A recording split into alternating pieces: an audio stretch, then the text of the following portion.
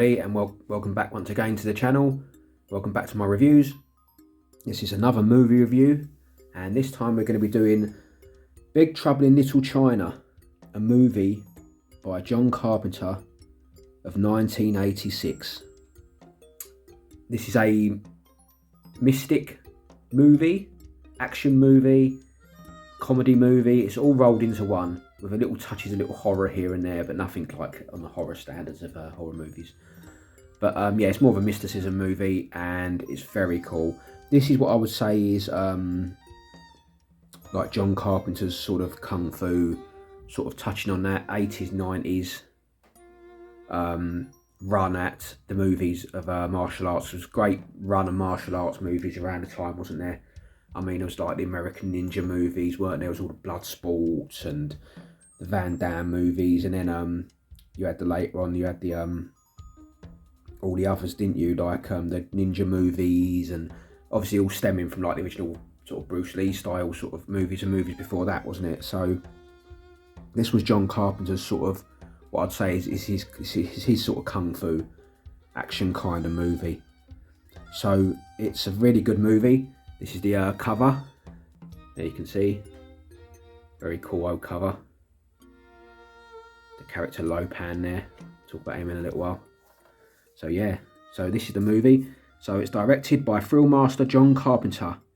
This edge-of-your-seat adventure stars Kurt Russell, Escape from New York, and Breakdown as Jack Burton, a tough-talking, wisecracking truck driver whose humdrum life on the road takes a sudden supernatural tailspin when his best friend's fiancée is kidnapped.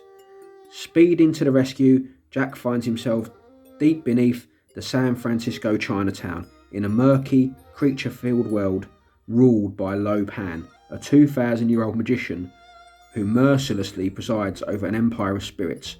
Dodging demons and facing baffling terrors, Jack battles his way through the Lopan's dark domain in a full-throttle, action-riddled ride to rescue the girl. Co-starring Kim Cattrall from Sex and the City, this effects-filled sci-fi spectacle speeds to an incredible twist-taking finish. So very cool there. So that's the write-up for the video. A very good write-up that is as well, because that's pretty much accurate there, really. So what is this movie about? Like I say, it's a mysticism kind of kung fu style kind of movie. Very good around that cool era of 1986. A mystic world beneath Chinatown. So yeah, it's really good. So Kurt Russell, obviously a brilliant actor. You can't fault Kurt Russell, can you? He's been in so many movies, hasn't he? Brilliant movies that you can, you know, Tango and Cash, Tombstone, you know, great movies. What would you say is his best movie? I don't know. He's done so many. He was so good in The Thing, wasn't he? So good in The Thing. Yeah, but he plays more of a comical sort of character in this. A tough guy, sort of tough talking, loudmouth sort of truck driver. But he plays it so well because he is like a proper jerk in this. You know what they call a jerk. But he's actually a really cool guy who's actually quite brave. He's just got to find his bravery in the movie. So yeah, so you got Kurt Russell as Jack Burton. You got a guy called Victor Wong who plays Egg Shen. He was another 80s movie star. He's played a lot of small parts in the 80s movies. He's like the little tour bus driver around the San Francisco Chinatown district, and he's like the little mystic man who knows all about the bad guys and what's happening in Chinatown. You got Dennis Dunn who plays Jack's friend Wang Chi. Wang, you owe me money, Wang. I want my money. I want my truck back. Yeah, so Wang's like his friend in the movie, which is pretty cool. Then you've got James Hong who played Lo Pan. Now James Hong, I remember he was in Tango and Cash and Golden Child and stuff like that. He always played like a pretty good bad guy, because I mean, these people who just have some people out there who just have a knack for playing bad guys, isn't there? and he's one of them. He was in a lot of 80s TV series as well, which was very cool. A lot of these people were, you know, so yeah, Lo Pan. Lo Pan is like the mad main person, of the bad guy of this movie. We'll go into that in a little while as well. You had the very glamorous Kim Cattrall as Gracie Law. She played that. I always remember her, and always remember her from Police Academy. Because I remember watching Police Academy as a youngster, and I used to think, wow, she was a very good looking girl. Very beautiful girl. She still is today, isn't she? Amazing, isn't it? Some people just don't age. I mean, all right, you could say it's money and Hollywood and all that sort of stuff, that they can afford to have treatments and stuff like that. Yeah, but she's maybe just had that gift, that gift of not aging, because she doesn't seem to age, does she? And she's still very glamorous to today, isn't she? You had that other very glamorous girl called Susie Pye, didn't you? Who played Wang's love interest, who gets kidnapped at the beginning of the movie, and her and Kim Cattrall played a green-eyed ladies, don't they? And that's what this part of this film's about, which we'll talk about in a little while as well. You've got the absolute epic characters, haven't you, in this? The Three Storms. You've got Thunder, who's played by Carter Wong, and martial arts movie. He was in martial arts movies in the 70s and stuff like that. You had Rain, which was Peter Kwong. He was in lots of action movies and films.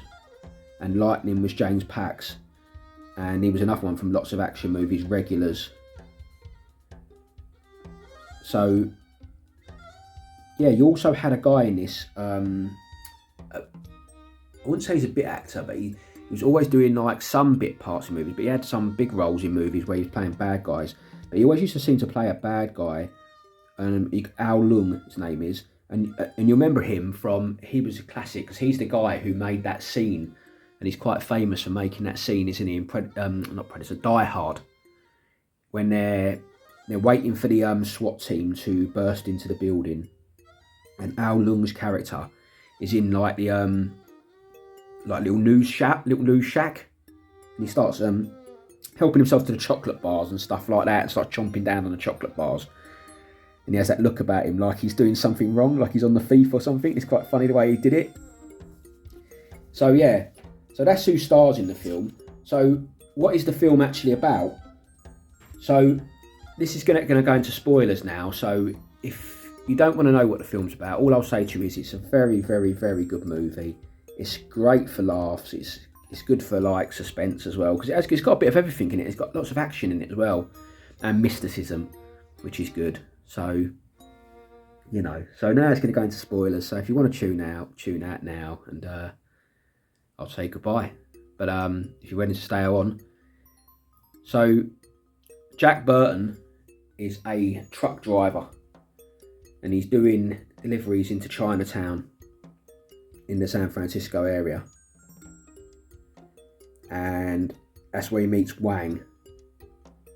And they're good friends in the area. They meet up, they do a bit of gambling and drinking before Jack goes back on the road again, obviously, and hits the road. But him and Jack end up going the next day to meet his new love interest, because Jack's hanging around him because he has a gamble with him. Wang loses, and Jack's afraid he's gonna pilfer off of his money, so he doesn't trust him. So they end up going to this airport to meet his new fiancée, who's just coming in, and she gets kidnapped by this ultra cool looking, really like 80s gang, the Lords of Death.